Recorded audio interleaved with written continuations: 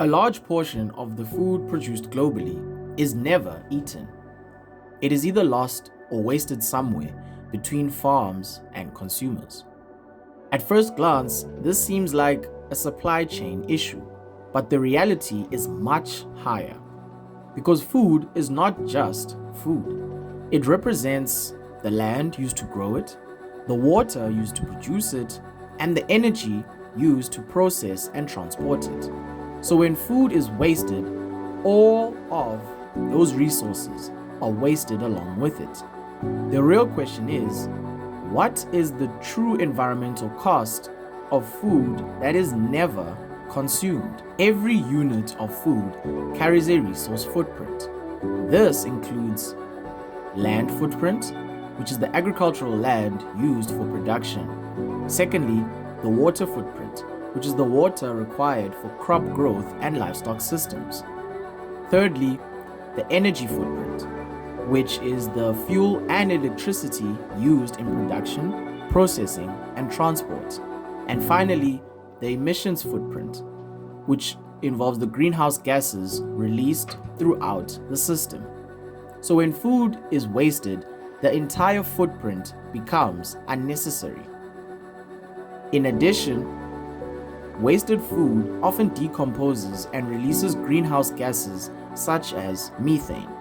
This adds an additional environmental burden beyond the initial production.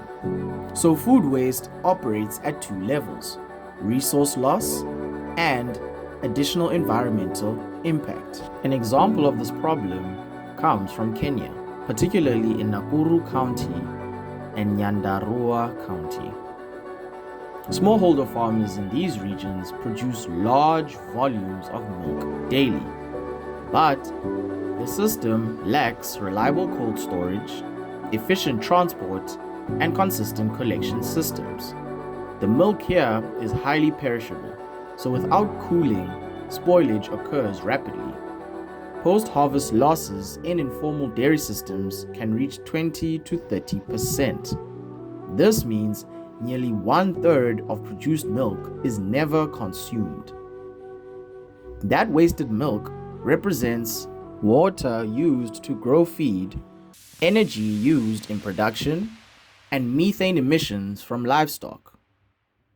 And when spoiled milk decomposes, it contributes additional emissions. So what this means is that the system is not limited by production, it is limited by preservation.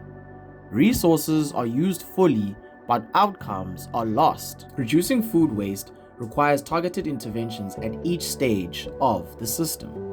These interventions involve post-harvest improvements, where better storage and handling practices are utilized to reduce early-stage losses. Secondly, you can use cold chain development, where temperature control can be used to preserve perishable products. Another intervention could be the utilization of processing and preservation by transforming food into longer-lasting forms to reduce spoilage.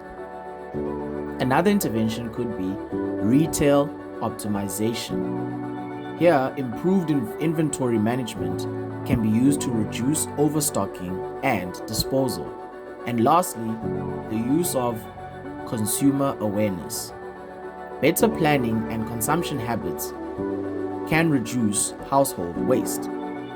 The objective with these interventions is simple: ensure that the food produced is actually consumed.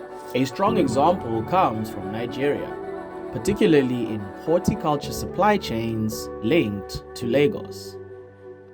Interventions such as solar-powered cold storage systems have been introduced for smallholder farmers and traders. The outcomes they experienced were that post-harvest losses for perishable crops were reduced by 80% in some storage systems.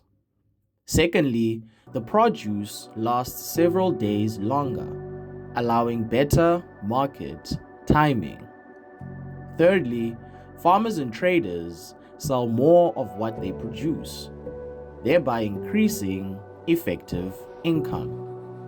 And finally, less food is wasted, which means lower embedded water, energy, and emissions per unit consumed. So what this actually means is that the system improves without increasing production.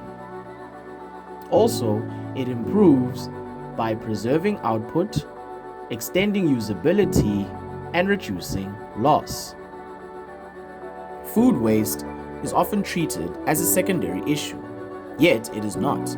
It sits at the center of environmental sustainability. If food waste remains high, land is used inefficiently, water is wasted, and emissions increase unnecessarily. However, if food waste is reduced, resource efficiency improves immediately, environmental pressure decreases, and food systems become more effective. The future of sustainable agriculture will thus not depend only on increasing production. It'll depend on how much of that production is actually used. Because wasting food is not just about throwing food away. It is about wasting the systems that produced it. Thank you.